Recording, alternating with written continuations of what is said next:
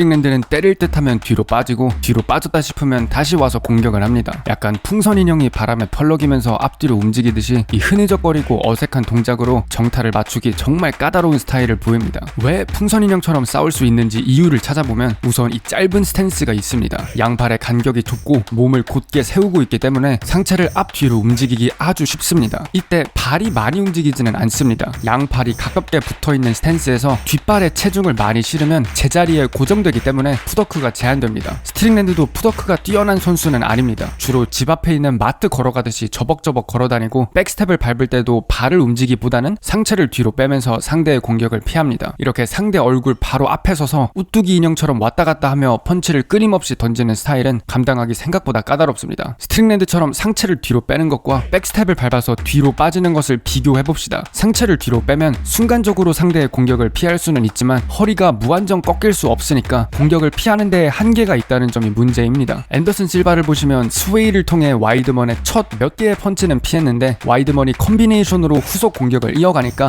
허리가 더 이상 휘지 못해 마지막 펀치를 맞고 결국 다운당하고 맙니다. 이런 스웨이 디펜스는 단발성 공격은 잘 방어할 수 있지만 콤비네이션 공격에 취약하다는 약점이 있습니다. 잽 하나는 잘 피할 수 있지만 잽 투를 콤비네이션으로 날리면 두 번의 잽이 나올 동안 상체가 이미 뒤로 움직였기 때문에 마지막에 나오는 투로 가만히 있고 더 이상 뒤로 빠지지 못하는 앞면을 공격할 수 있습니다. 하지만 아데사냐는 단발성 공격 위주로 싸웠고 스트링랜드는 한 번의 큰 스웨이나 한 번의 큰 숄더러를 통해 이런 단발성 공격을 문제없이 피할 수 있었습니다. 스트링랜드의 스탠스는 또 다른 약점이 있습니다. 상체를 많이 움직이면서 안면 펀치는 잘 방어할 수 있는데 바디샷과 레그킥에 상대적으로 취약합니다. 생각해보면 상체를 뒤로 젖히는 동작은 당연히 바디와 다리를 상대의 공격에 많이 노출시킵니다. 스트링랜드는 실제로 아부스 마고메도프 상대로 1라운드의 레그킥과 바디샷에 정말 많이 고전하기도 했습니다. 그래서 뛰어난 키커인 아데사냐 상대로 정말 많이 힘들 줄 알았지만 스트링랜드는 이 좁은 스탠스를 활용해 본인의 약점을 커버할 수 있었습니다. 체중이 뒷발에 있다는 것은 앞발이 가볍다는 것이고 앞다리를 수시로 들어 올려 아데사냐의 레그킥을 체크할 수 있었습니다. 이게 일석이조인 게 무릎을 들어 올려 레그킥뿐만 아니라 더 높이 올렸을 때 바디샷도 어느 정도 막을 수 있었습니다. 이렇게 본인의 약점인 레그킥과 바디샷을 아데사냐 상대로 효과적으로 커버할 수 있었습니다. 앞발이 가볍다는 것은 딥킥을 차기 수월하다는 의미이기도 합니다. 실제로 이 딥킥은 아데사냐를 정말 많이 괴롭혔습니다. 아주 강한 공격은 아니지만 바디를 반복적으로 찌르면서 아데사냐의 체력을 꾸준히 갉아먹었고 나중에는 아데사냐가 이 딥킥을 의식해서 스트링랜드가 그냥 무릎을 들어 올리기만 해도 사냐는 실제 딥킥을 경계해서 백스텝을 밟아서 케이지에 몰렸습니다. 무릎을 번갈아 가면서 들어 올려 상대를 케이지에 모는 동작은 올리베이라가 자주 사용하는 압박 방식이기도 합니다. 이렇게 아데사냐를 케이지에 꾸준히 몰 수 있었고 복싱 압박을 효과적으로 걸 수 있었습니다. 저는 스트링랜드의 스타일이 여전히 많은 약점을 가진다고 생각합니다. 특히 펀치를 향해 손을 뻗는 동작은 옆으로 훅이나 헤드킥이 들어갈 기회를 만들어줍니다. 요즘 유행하는 같은 손 같은 발 헤드킥에 가장 취약한 선수가 있다면 전 스트링랜드를 꼽을 것 같습니다. 원투 헤드킥의 원리 자체가 선수들이 투를 파링하려고 손을 뻗어 옆으로 헤드킥이 들어갈 기회가 만들어지는 것이죠.